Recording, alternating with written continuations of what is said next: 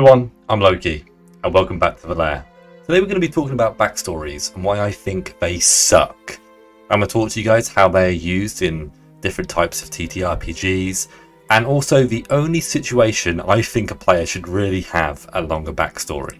As always, make sure you guys hit the like button if you'd like to support this video on the channel, and become a subscriber if you'd like to see my channel continue to grow into 2024.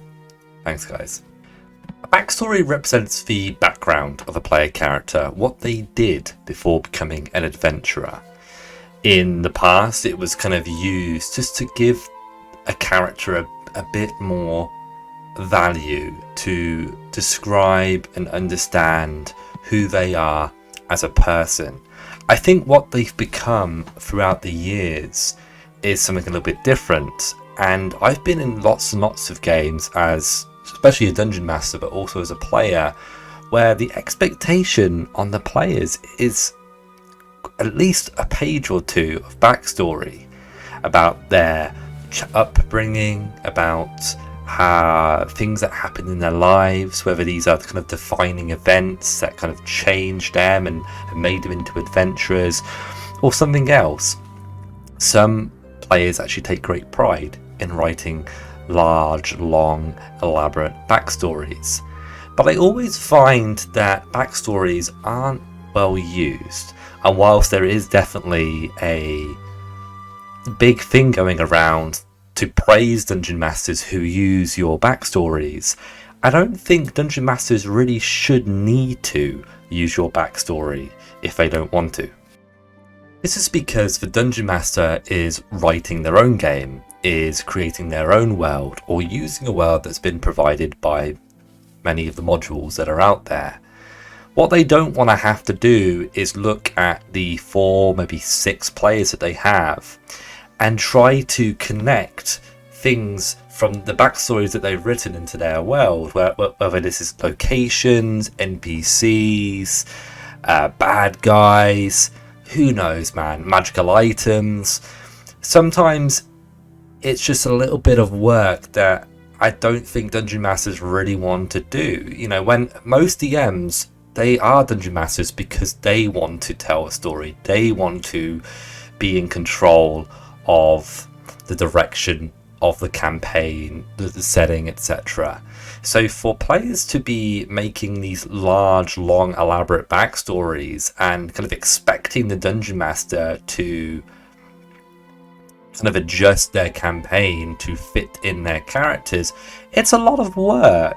And who says that your backstory is even very good? Most backstories I read are a bit shit, and I think the reason why is because very few people who write backstories are good writers, know how to pace a story, how to include interesting plot points that a dungeon master could use effectively. And I think that's what players should really be focusing on when making characters, is not the full story but the plot points. What information is very relevant to your character that a dungeon master could easily include? Do you guys get what I'm saying, what I'm getting at here?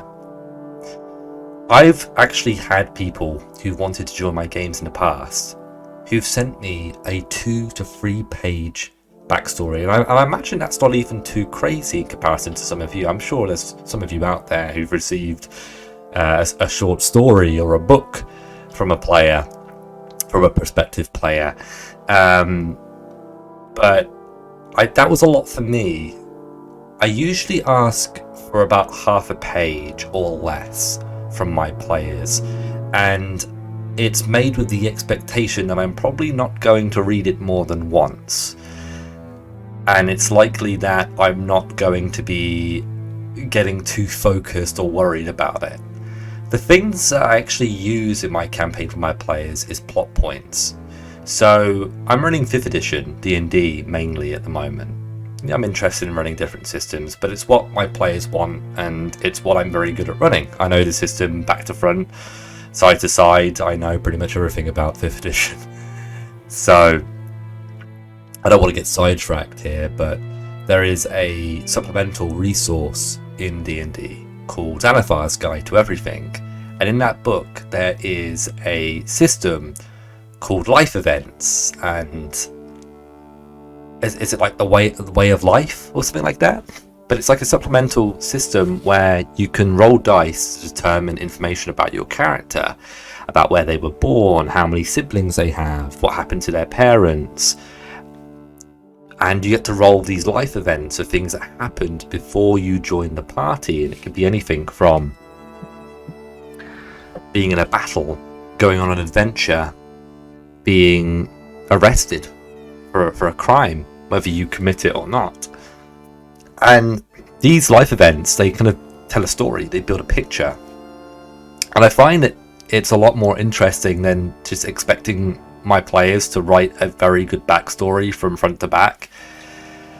Having them roll dice and have some kind of randomized results of things that can happen, and actually ask them, okay, well, you were in a battle, what battle were you in?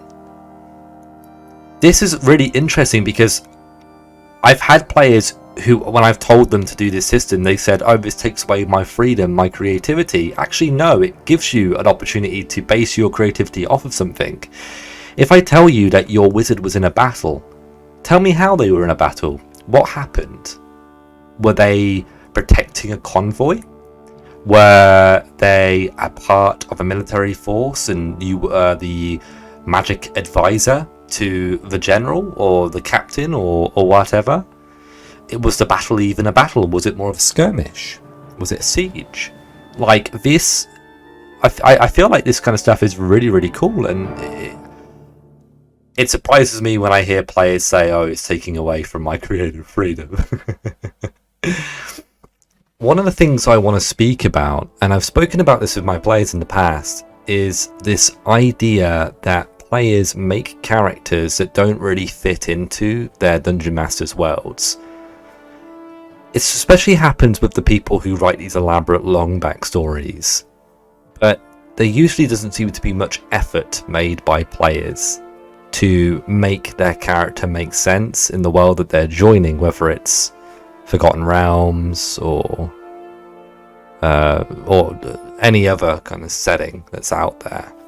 I run a homebrew setting, so when people join my games, there is an expectation that you make a character that's going to make sense in my world. I don't have tieflings and furbolgs, and I don't allow players to play goblins or kenku or anything like that.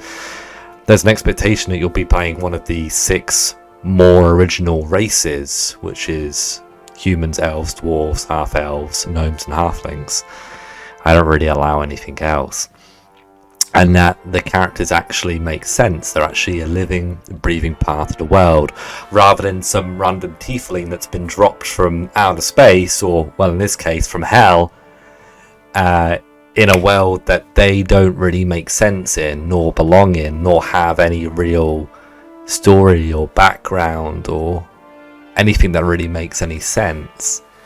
And I think that's why it's kind of important as a dungeon master that you sit down and you speak to new players when they join your game and say, hey, this is what the campaign's about. This is what you could do. You know, if you wanted to play a fighter, you could be a knight or a retainer. You could be a mercenary for hire. There's a lot you can do, right? Give them options, give them an idea, the scope of your game, what is and isn't possible.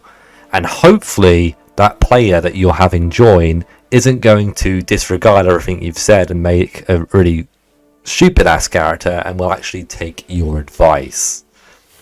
But I really did want to talk about the one instance where I think having a long backstory is appropriate.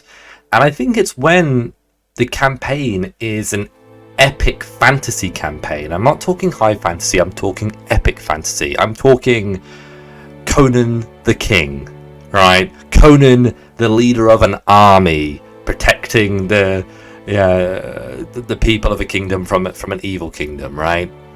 That's what I'm talking about. I'm not talking about just high fantasy, the tavern keeper has magic and mage hands your food to your table. I'm talking a campaign where the players are the sons and daughters of gods and kings. They are heroes. They are famous, and they are going on these epic adventures, slaying hydras, killing cyclopses, finding the jade monkey statuette in the deep, the dark temple of a forgotten god. You know, I'm talking about these really kind of epic campaigns. In those kind of games, I think having a bigger backstory is really cool, and being able to kind of use it and play upon it is very, very interesting. I think the main thing that I want to say is that in most campaign settings, especially ones where you start off just as like an upstart hireling, a level 1 character, there's no real reason why your character should have this crazy ass backstory. And it puts this feeling in your dungeon masters' heads that it wouldn't be okay to kill you, to kill your character, because you've gone to all this effort to make this really great character, and what if I kill off your character? That's like 6 to 8 hours that you've spent wasted, right? And all this investment. I think that's why I've seen most OSR games that I've been a part of, there's very little expectation of a backstory. I mean, you can do it if you want, but the DM ain't gonna give a shit, right?